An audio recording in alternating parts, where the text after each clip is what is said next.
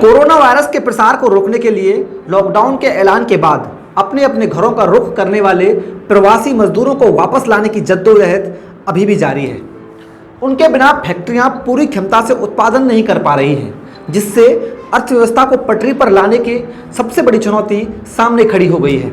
लेकिन दिलचस्प बात यह है कि कोरोना काल से पहले जिन राज्यों ने प्रवासियों को बोझ मानते हुए नौकरियों में स्थानीय नागरिकों के लिए आरक्षण का कानून लाया था या फिर ऐसा कानून लाने पर विचार कर रहे थे, आज वो इन्हीं प्रवासियों की वापसी का बेसब्री से इंतजार कर रहे हैं। इनकी बेताबी का अंदाज़ा इस बात से लगाया जा सकता है कि फैक्ट्री मालिक मजदूरों को कारों, बसों, ट्रेनों और यहाँ तक कि हवाई जहाज़ों से भी वापस आने का ऑफर दे रहे हैं और कुछ तो खुद उनका इंतज़ाम कर रहे हैं वापस आने का। अगर हम 2019 के आंकड़ों की गौर करें तो कम से कम 5 राज्यों महाराष्ट्र, आंध्र प्रदेश, कर्नाटक, हरियाणा और मध्य प्रदेश ने अपने यहाँ सरकारी नौकरियों के साथ साथ निजी औद्योगिक संस्थानों में भी स्थानीय लोगों के लिए आरक्षण का कानून लाया था। गोवा और हिमाचल प्रदेश जैसे राज्य स्थानीय लोगों की भर्ती करने पर उद्योगों को इंसेंटिव दे रहे थे। प्रवासियों को रोकने और स्थानीय लोगों के लिए जॉब सुरक्षित करने की दिशा में कदम बढ़ाने वाला नया राज्य हरियाणा है। उप मुख्यमंत्री दुष्यंत चौटाला ने शुक्रवार को कहा कि सरकार प्राइवेट संस्थानों की 75% नौकरियां राज्य के युवाओं के लिए आरक्षित करने जा रही है, जिसके लिए विधानसभा में एक विधेयक पेश किया जाएगा।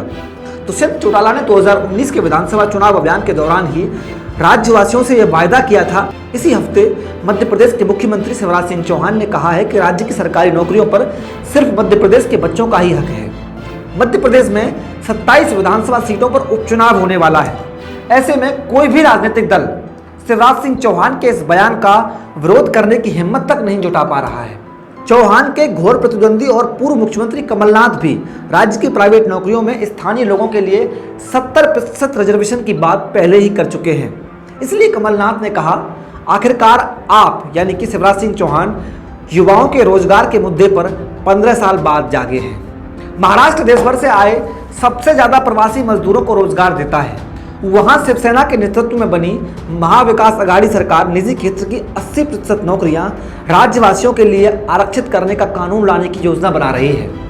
कम से कम 15 वर्षों से महाराष्ट्र में रह रहे लोगों को नौकरी दिए जाने की दृष्टि से कानून राज्य का निवासी ही माना जाएगा।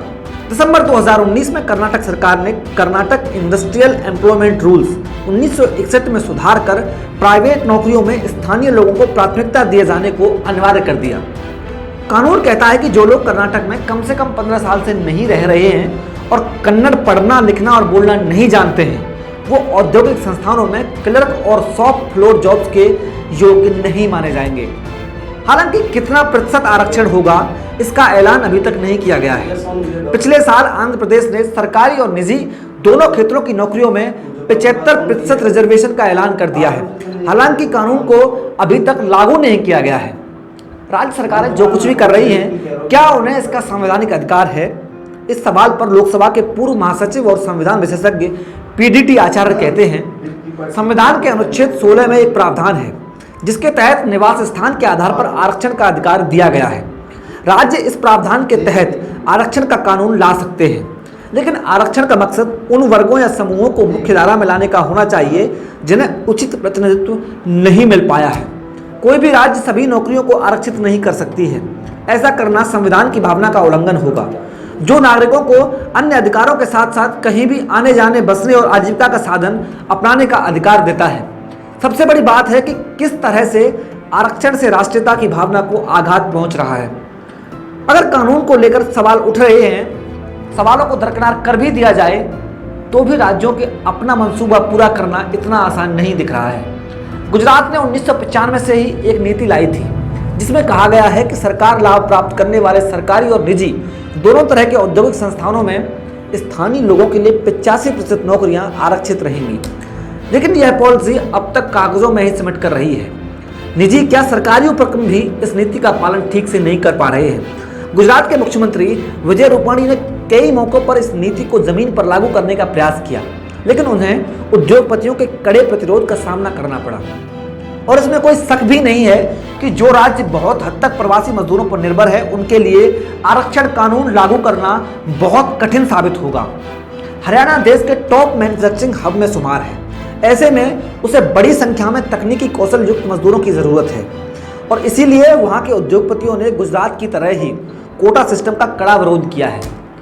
तमिलनाडु भी देश का एक बड़ा ऑटोमोबाइल हब है जहां अब तक कोटा सिस्टम की बात नहीं उठी है। उसने राज्य के निवासियों को तकनीकी कौशल देने पर जोर लगाया है। इस कारण वहां इस क्षेत्र की नौकरियों पर स्वाभाविक चयन तमिलों की ही होती है। लेकिन आपके इस सब विषय में क्या विचार है? क्या आपको लगता है कि राज्य सरकारों को अपने राज्य के नुमाइंदों के लिए, अपने राज्य के युवाओं के लिए ही उन नौकरियों को आरक्षित कर देना चाहिए, या फिर जैसा कि अब तक सिस्टम चला आ रहा है कोई भी किसी भी राज्य का जाकर किसी भी राज्य में नौकरी कर सकता है, वही सिस्टम अच्छा है? अपनी राय वीडियो के नीचे कमेंट करना ना भूलें। कैमरामैन योगेश चौहान के साथ सोनू कुंतल आप देख रहे हैं व्यूज़ इंडिया। अपना और अपनों का खूब ख्याल रखें, मुल्क की हर मुमकिन सहायता करें। जय हिंद, जय भारत।